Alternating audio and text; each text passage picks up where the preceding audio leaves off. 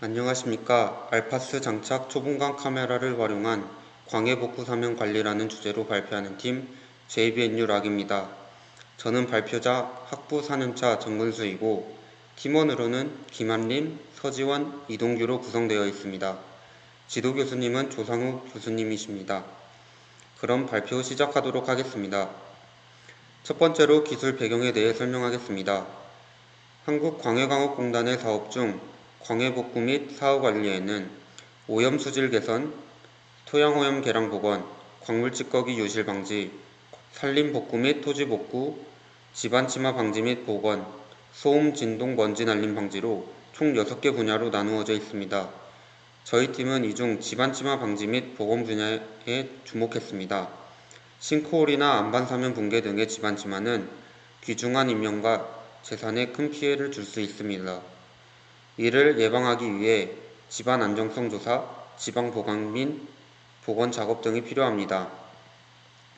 집안 침하 방지를 위해서는 우선 안반에 대하여 정량적, 정성적 분류를 하고 등급을 매겨 최적의 지보 보강을 선별하는 공장이 필요합니다. 안반 분류 방법에는 RMR, GSI, Q시스템 등이 있습니다. 이러한 방법들을 살펴보면 공통적으로 풍화도가 포함되어 있습니다. 이는 안반의 안정성을 평가하는 중요한 매개 변수이기 때문입니다. 하지만 이러한 중요한 매개 변수임에도 불구하고 그동안 풍화평가는 육안 관찰에 의존해 왔습니다. 이는 관찰자에 따라 다르게 평가될 수 있는 여지가 존재합니다. 그리고 사람이 직접 가기 힘든 절벽 같은 안반 사면이나 광범위한 사면의 경우 풍화도를 평가하기 어려움에 있습니다. 따라서 저희 팀은 드론과 초분광 이미지를 활용하여 풍화도를 정량화시키고자 했습니다. 이론 및 실험입니다. 초분광 이미지, 즉 하이퍼 스펙트럴 이미지는 전자기 스펙트럼 전체에서 정보를 수집하고 처리하여 이미지의 각 픽셀에 대한 스펙트럼을 얻는 기술입니다. 이를 통해 고유한 스펙트럼을 분석하여 물체와 물질을 식별할 수 있습니다. RGB 이미지는 가시광선 영역인 380에서 750 나노미터의 파장까지 나타내고, 하이퍼 스펙트럴 이미지는 카메라에 따라 다르지만 250에서 15,000 나노미터 파장까지 측정 가능합니다. 이 파장대는 가시광선 근적외선, 단파장 적외선, 중파장 적외선, 장파장 적외선을 포함하고 있습니다. RGB 카메라는 빨간색, 녹색, 파란색 3개의 밴드를 사용하여 이미지를 만드는 반면 초분광 이미지는 수백 개에서 수천 개의 연속 스펙트럼 밴드를 가집니다. 때문에 보다 많은 데이터를 포함하며 더 자세한 해석을 할 수 있습니다. 아래 사진을 보시면 RGB 이미지는 사과라는 것은 알 수 있지만 어떤 상태인지 확인하기 어렵습니다.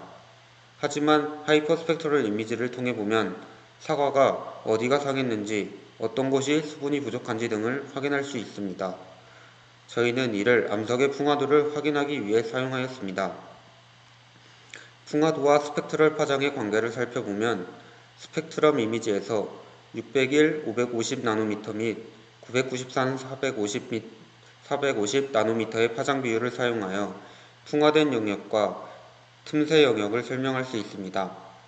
601, 550 나노미터의 파장 비율을 풍화지수로 정의하였고 993, 450 나노미터의 파장 비율을 틈새지수로 정의하였습니다. 이는 풍화가 발생되는 암석의 표면에서 물이 흘러 적갈색의 산화철을 형성할 때에 변색되는 특징을 활용한 것입니다.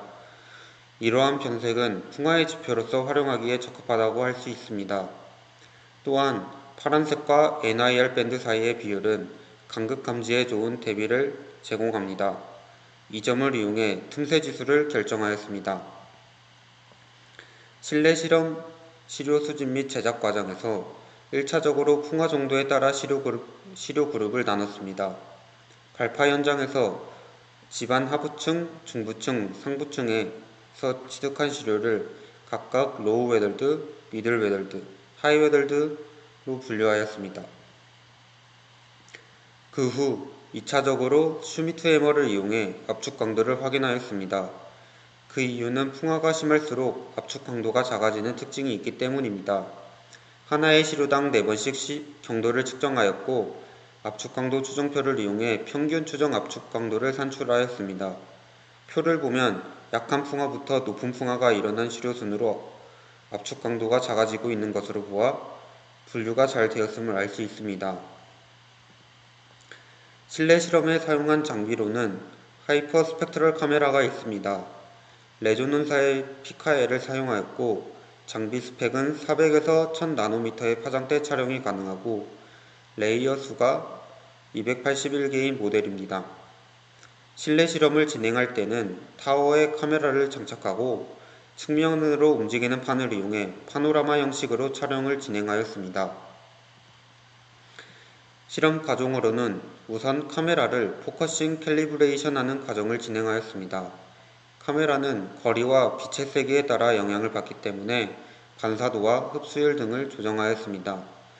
조정을 마친 다음 촬영을 진행하였고 촬영한 이미지를 전처리하는 과정을 거쳤습니다. 전처리하는 과정에서 이미지를 원하는 크기와 파장대로 잘랐고 데이터를 자승분으로 정교화시켜 반사율을 극대화시켰습니다.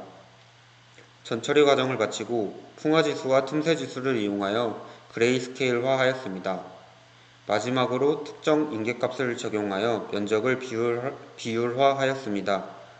이렇게 비율화한 면적을 풍화도식에 넣어서 풍화 정도를 산출하는 과정으로 실험을 진행하였습니다.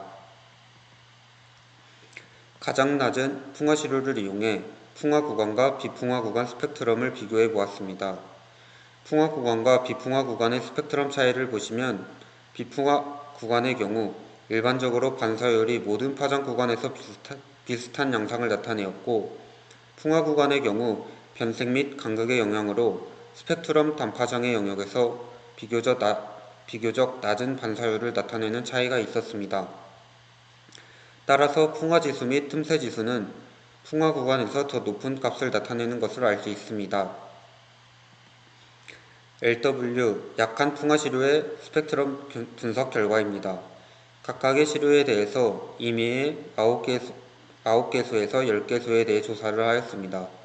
시료 옆에 있는 사진은 전처리 과정을 거친 RGB 이미지이고 아래 사진은 각각 풍화지수와 틈새지수로 그레이스케일화한 사진입니다. 그레이스케일화한 사진의 경우 밝은 부분일수록 풍화지수와 틈새지수가 높은 것을 나타냅니다. 앞서 언급한 비풍화와 풍화의 스펙트럼 차이를 생각해 볼 때 낮은 풍화 시료의 스펙트럼 데이터는 풍화 구간을 나타내는 스펙트럼이 비교적 적게 나타나는 것을 볼 수 있습니다.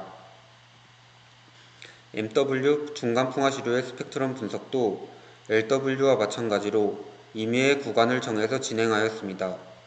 LW와 비교했을 때 단파장에서 낮은 반사율을 나타내고 단파장에서 낮은 반사율을 나타내고 있는 그래프가 많은 것으로 보아 풍화 구간이 더 많다는 사실을 알 수 있습니다. 그레이스케일된 이미지도 비교해보면 풍화도가 높을수록 밝은 부분이 많아지는 것을 볼 수 있습니다. HW 높은 풍화시료 역시 동일하게 진행하였습니다. 임의의 10개소의 스펙트럼 분석 결과 모든 소에서 풍화 구간을 나타내는 스펙트럼이 공통적으로 나타나 있는 것을 관찰하였습니다. 그레이스케일화된 이미지도 전과 비교하면 밝아지는 것을 알 수 있습니다. 풍화도를 평가할 쓴 지표를 정량화하기 위해 풍화지수와 틈새지수 각 지수를 이용하여 그레이스케일화 시킨 이미지를 특정 인계값을 적용하여 특징 픽셀들로 분류하였고 풍화 영역 비율과 틈새 영역 비율을 이용하여 풍화도에 대해 정량화를 수행하였습니다. 결과값을 보면 기존의 높은 풍화가 일어난 암석 시료로 분류하였던 HW 시료의 RW값, 즉 풍화 정도가 0에서 1로 분해 상태 및 높은 풍화로 분류되었고 중간 풍화로 분류한 MW 시료의 RW 값은 2에서 4로 중간 풍화, 약한 풍화로 분류한 LW 시료의 RW 값은 5에서 6으로 약간 풍화되거나 풍화 없음 정도로 분류되었습니다. 전체적으로 풍화 정도가 잘 분류되었음을 볼 수 있습니다. 실제 현장에서의 기술의 조용성을 확인하기 위해 실외에서도 알파스에 초분광 카메라를 장착하여 실험하였습니다. 초분광 카메라는 전과 동일한 카메라를 사용하였고 드론은 DJI사의 M300RTK를 사용하였습니다. 무게는 3.6kg, 크기는 810, 670, 430mm, 배터리는 3900mAh, 비행속도는 61.2km/h입니다.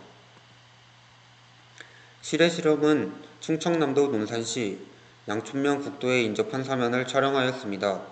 이 안반 사면은 풍화 및 약간 풍화, 무결한 안반으로 구성되었습니다. 육안적으로 판단한 풍화 및 약간 풍화 무결한 안반의 스펙트럼 데이터는 비슷한 형태를 띠지만 풍화의 정도가 강할수록 낮은 반사율을 보였습니다.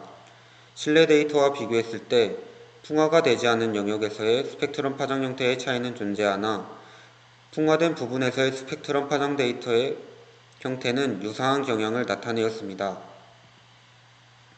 실제 현장 데이터도 마찬가지로 전처리한 초분광 이미지를 각 지수를 이용해 그레이스케일화시키고 특정 인계값들을 적용하여 매핑을 진행하였습니다. 이미지를 보면 빨간색으로 표시된 부분은 풍화가 일어난 것을 의미하고 초록색은 틈새, 검정색은 비풍화를 의미합니다. 그 이후 풍화 영역 비율과 틈새 영역 비율을 이용하여 현장 안반의 풍화도를 산출하였습니다. RW 값이 5.58로 산출되었고 주제도와 RW 값을 비교 분석해본 결과 이 안반 사면은 풍화가 거의 일어나지 않은 상태임을 나타내었습니다. 이렇게 실내와 실외에서 하이퍼스펙트럴 카메라를 사용해서 스펙트럼 분석을 진행하였는데 그 결과 하이퍼스펙트럴을 이용한 풍화 정도를 평가하는 기술은 기존의 육안에 의존하여 풍화 정도를 평가하는 방법의 한계점을 보완할 수 있음을 보여주었습니다. 관찰자에 따른 안반의 풍화도 평가 방법을 정량화시킬 수 있었고 드론을 이용하여 절벽이나 광범위한 안반 사면들에 대한 풍화도 조사도 쉽게 해결할 수 있었습니다. 결론적으로 하이퍼스펙트럴을 이용한 안반의 풍화도 평가는 장기적인 편의성 및 정확성의 확보로 사면에서 발생하는 재해를 방지하여 인명 및 경제적 피해를 최소화시킬 수 있습니다. 따라서 이 기술은 광해복구 사면을 관리하기 위한 하나의 중요한 미래 혁신적인 기술로 활용 가치가 충분히 높다고 할 수 있습니다. 다음으로는 향후 연구하고자 하는 방향성에 대해 간략히 말씀드리고자 합니다. 암석은 광물들이 포함되어 있는 이방성을 띠는 물질입니다. 이번에 실시한 스펙트럼 분석의 경우 동일한 암종에 대한 풍화 그룹을 나누어 실험이 진행되었습니다. 선행 연구 결과 다양한 조성 광물로 이루어진 암성의 경우 조성 광물에 따른 스펙트럼 차이도 발생한다는 것이 밝혀져 있습니다. 실제 암종별 스펙트럼 차이를 분석한 결과 균일하고 조밀한 입자로 이루어진 퇴적암의 경우 전반적으로 유사한 스펙트럼 데이터가 도출되는 반면 다양한 입자로 이루어진 암성의 경우 각 조성 광물에 따른 스펙트럼 데이터가 다르게 도출된다는 것을 확인하였습니다. 이러한 조성 광물에 따라 스펙트럼 영향을 받는 암석의 경우에 풍화 정도에 따라 어떠한 스펙트럼 차이를 보이는지 정량화하기 위한 연구를 진행할 예정입니다. 두 번째로는 무수히 많은 스펙트럼 데이터를 통해 CNN 자동 분류 기법을 연구할 계획입니다. CNN은 정보의 손실 없이 특징을 추출하여 학습하고 하나의 값과 주변 값들로 연관성을 학습하는 특징 때문에 이미지나 영상과 같은 데이터를 효과적으로 학습하기 위해 주로 사용되는 모델입니다. CNN은 이미지의 특징을 추출하는 부분과 이미지를 분류하는 부분으로 구성됩니다. 특징 추출 영역은 필터를 사용하여 공유 파라미터 수를 최소화하며 이미지의 특징을 찾는 콘볼루션 레이어와 특징을 강화하고 모으는 풀링 레이어로 구성됩니다. 실제 코드를 보시면 콘볼루션 레이어와 풀링 레이어가 있는 특징 추출 부분과 분류 구간으로 나뉘어져 있음을 볼 수 있습니다. 저희는 이를 활용해서 많은 데이터를 축적해서 데이터를 트레이닝하고 컴퓨전 매트리스를 이용해 정확도, 정밀도 검사를 반복하여 향후에는 풍화도를 자동 분류하고자 합니다. CNN을 이용하면 광대한 데이터를 빠르게 처리할 수 있고 조성 광물에 대한 풍화도 연구를 통해 다양한 안반에 대하여 적용할 수 있습니다. 이상으로 발표를 마치겠습니다. 감사합니다.